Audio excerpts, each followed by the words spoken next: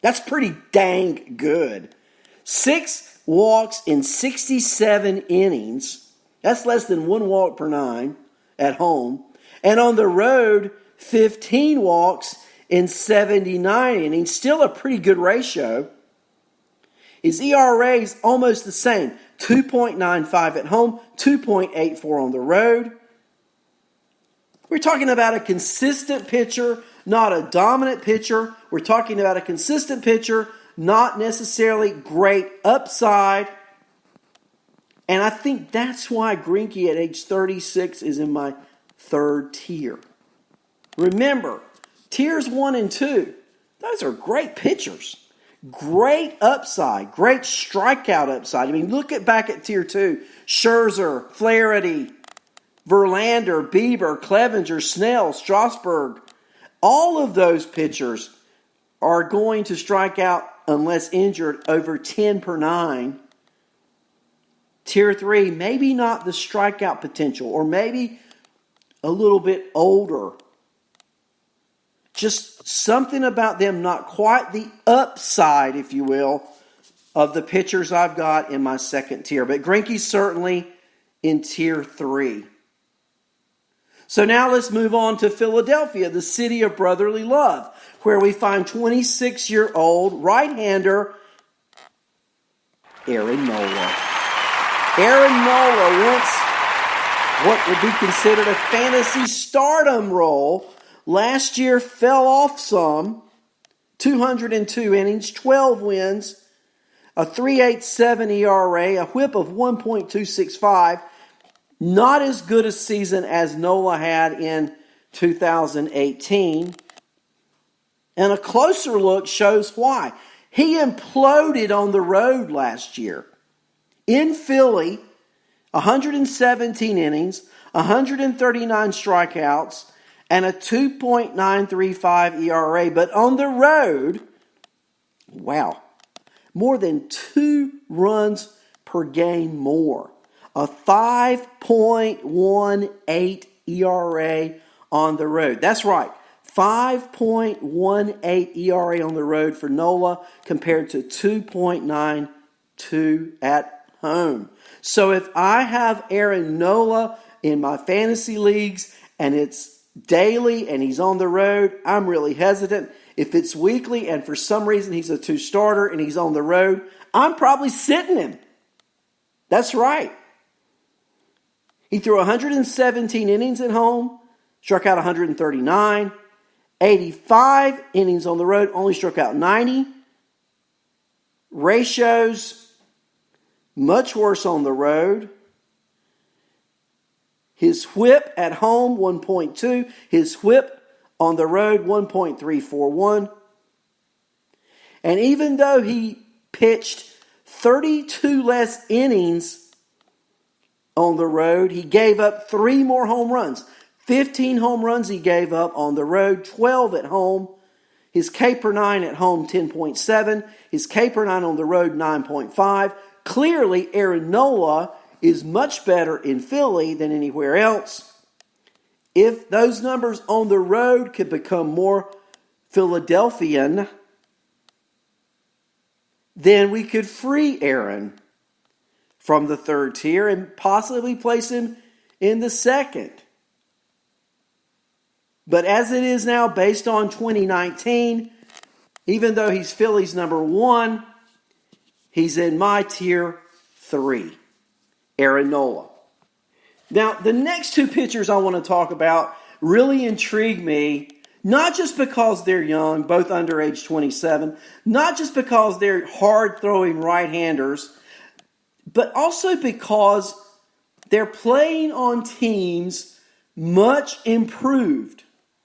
The first one I want to talk about in my third tier is Cincinnati Red great Luis Castillo. Yes, Luis Castillo. Now, is it based just on last year numbers? Definitely not. He had a 3.40 ERA last year, won 15 games, threw 190 innings, struck out over 200, In fact, he struck out 226. His numbers were good. I think they're going to get better. At Great American Ballpark, where runs are scored in bunches, last year, throwing 125 innings, he struck out 138, only walked 40, and had an ERA just over 1 at 3.15. His whip was under 1 at .995, and his K/9 at home was 9.9. On the road, his K/9 was over 12. His ERA was higher at 3.87. And what got him on the road was, although he threw half as many innings almost, 125 innings at home compared to 65 innings on the road, so he's 60 less innings, but he gave up almost the same amount of home runs. Only 12 at Great American, but 10 at other ballparks. He's got to limit the home runs he gives up on the road. Maybe it's part familiarity. Maybe it's lack of concentration. But this year, the Reds' offense is so much better. Mike Moustakas going to play second base. You've added Nick Castellanos to an outfield. You've added Shogo Akiyama from Japan to the outfield. This team offensively is much improved. They go out and add Wade Miley. Remember last year when Trevor Bauer came over from Cleveland? Look, the Reds are good. I think the Reds win the Central. This isn't the first time, if you've listened to my podcast, that you've heard me say that. I think they're by far, and challenge you on this, tell me a more improved team in the National League Central. There isn't one. And Luis Castillo is the ace. Yes, that's right. He's the ace of that staff. 27 years old, hard-throwing right-hander. He hits the mid to upper 90s with his fastball. Great change. I think Castillo has a great year. I think he could win the Cy Young. But because of the inconsistency, he's in my top tier of 3, my third tier. And I mentioned a moment ago, I had 2 players I wanted to talk about who were in similar situations. The other right-hander, 25 years old. At one time, he was the top pitching prospect in all of baseball. That's right. And then Washington trades him. He winds up in Chicago with the White Sox. In the 18 season versus the 19 season, 2 different pitchers. In 2018, Lucas Giolito, that's who I'm talking about, was not someone you wanted on your fantasy team. I'm not even sure you wanted him taking out your garbage. He might have been part of it. And face it, if you drafted Lucas Giolito in 2019, it wasn't because of any wisdom that you possess, let's put it that way. But 2019 saw Lucas Giolito snatched up on every waiver wire. He won 14 games. He had a 3.41 ERA. He had a whip of only 1.064. He threw 176 innings. That's all he threw last year. He won 14 games on a White Sox team that only won 71. And when we look at his splits, he was much better away from Chicago than he was at home. Unlike some of the other pitchers in Tier 3, Giolito threw 92 innings on the road, struck out 118 batters. That's an 11.5 K/9. He had an ERA of 2.82. That's right. And any ERA in the American League under 3 on the road, stellar. Absolutely stellar. At home, he was just an average pitcher. Stat-wise, struck out 110. That's 11.7 K per nine in 84 innings. Gave up 60 hits, walked 30, and had a 4.055 ERA. So he wasn't Superman at home, but there was a stretch last year in midsummer where Giolito, he was the arguably best pitcher in the American League. With no insult intended for Mr. Cole or Mr. Verlander. Winner of 14 games, he enters his age 25 season this year, folks. And he's playing on, as Castillo, we mentioned just ahead of him, he's playing on a much improved White Sox team. And remember, they went out and got Yasmani Grandal from Milwaukee, free agent, to be their catcher. And Grandal catches a great game.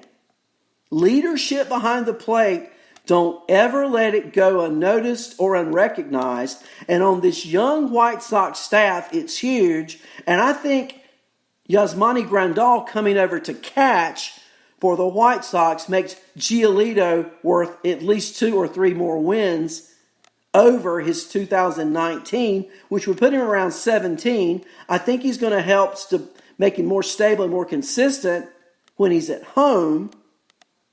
I think Giolito could have much better numbers than he even had last year. I'm very high on Lucas Giolito. He's in my third tier. You know, I'm hoping to get through Tier 3 today. So we may come back next week with Tier 4 and Tier 5, because when we get through with Tier 3, we're only going to be through 23 of the pitchers. We came in today having gone over 12. We're going to go from 13 through 23 in no particular order today, because these are all in my third tier. But I think if we finish Tier 3, that's probably where we're going to end the show today. Wow. We might do a little more than that, but let's see how it goes. So, continue with my Tier 3. Another Tampa Bay pitcher. This is the first team with 3 pitchers. Tyler Glasnow, 26 years old, right-hander, hard thrower, last year injured, remember, but he started out the year like on fire. And I'm going to tell you his numbers before he injured himself. Innings pitched, not significant. K per nine, significant. Over 10, both home and away. His ERA at the Trop, a pitcher's park, 3.25. His ERA on the road, are you ready for this? This is incredible. 0.55. That's right. His road ERA last season, 0.55.